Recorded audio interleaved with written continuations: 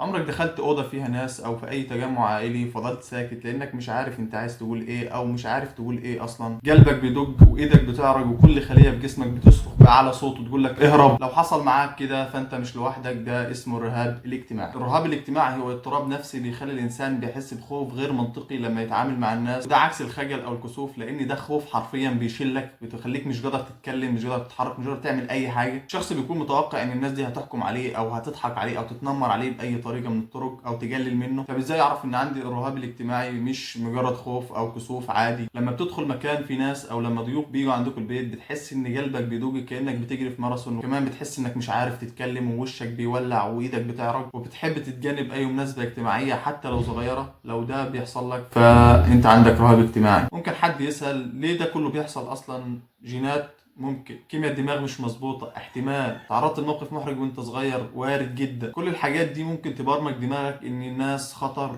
ممنوع الاقتراب منهم. المشكله مش في الخوف نفسه، المشكله في الحاجات اللي بتترتب على الخوف، يعني انك ممكن ترفض شغلانه او ممكن تهرب من مقابله او ما تعرفش تكون علاقات، وكمان ممكن يضيع عليك فرص كتير جدا في حياتك. جميل في الموضوع ان له حل، بس قبل ما نبدا في الحلول بتاعته لازم اول حاجه نعترف بالمشكله نفسها، نقول انا عندي رهاب الاجتماعي. بعد ما اعترفنا بالمشكله هنبدا ندخل في الحلول. واحد، افهم انت بتخاف من ايه بالظبط، حدد بالظبط الحاجات اللي بتخوفك. هل بتخاف تتكلم قدام الناس، ولا بتخاف تبص للناس في عينها، ولا كمان بتخاف ان حد ممكن يسالك سؤال محرج منهم؟ اكتب الكلام ده كله في ورقه، لان اي حاجه هتقدر تسميها وتمسكها كده هتعرف تسيطر عليها وتعرف تتعامل معاها صح. تاني حاجه، قسم الخوف على مراحل، ما تواجهش مره واحده، قسم الخوف على مراحل صغيره. ابدا بالحاجات الصغيره، قول صباح الخير لحد ما تعرفوش، او كمان روح اطلب او روح اشتري حاجه بنفسك، مش لازم حد يشتري لك حاجه. ولو قاعد كمان وسط مثلا شلتك او حد من صحابك، ابدا اسال، قول اي حاجه، عبر عن رايك بحاجات بسيطه. لازم تفضل طول القعده انت تتكلم، ولكن اسال سؤال. الحاجات دي كلها بتبني ثقة عندك ان ده مش خطر، وانك ممكن تتعامل فعلا معاهم ومفيش اي مشكلة. وزي ما قلت لك كل مرة بتعمل كده انت بتكسر حاجز الخوف اللي عندك، فبالتالي عقلك يبدأ يقول ده شيء طبيعي، مفيش اي خوف، مفيش اي خطر عليك. تالت حاجة، التكرار او التعود. خدها قاعدة كده، الحاجة اللي بتكررها هتبطل ترعبك. لو في مكان اجتماعي معين بيخوفك روحه باستمرار، مش شرط تروح تتكلم، روح بس اقعد واتفرج وشوف ولاحظ الناس بتتعامل ازاي، وبعد كده شارك حتى لو بكلمة بسيطة. الموضوع ده زي الجيم كده، انت بتروح بس اول يوم بيكون صعب جدا، وبعد كده عقلك وجسمك بيتعودوا على الموضوع ده. رابع حاجة، خليك واعي بعقلك،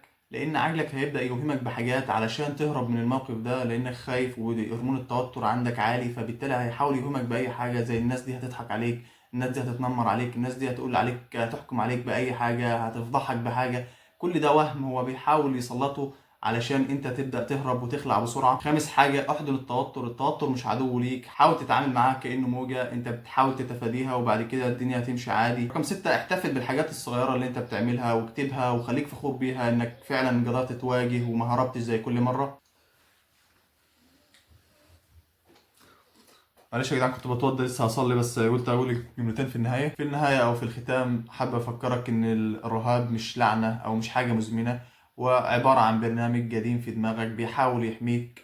انت ممكن تعمله تحديث ان الناس مش خطر، وتبدا تشتغل على التحديث ده. وزي ما قلت لك ابدا بحاجات صغيره، وبعد كده استمر بالحاجات الكبيره. وخليك فاكر ان الشجاعه مش غياب الخوف، لا، الشجاعه هي المواجهه في وجود الخوف. يعني انت محتاج الخوف هيكون موجود. ولو وصلت لحد هنا ما تنساش تعمل لايك كومنت واشتراك، واتمنى يكون الفيديو عجبكم، وان شاء الله نلتقي في فيديوهات كثيرة. وما تنساش تحب الرحلة، وما تنساش تحب الرحلة، وما تنساش تحب الرحلة، وما تنساش تحب الرحلة.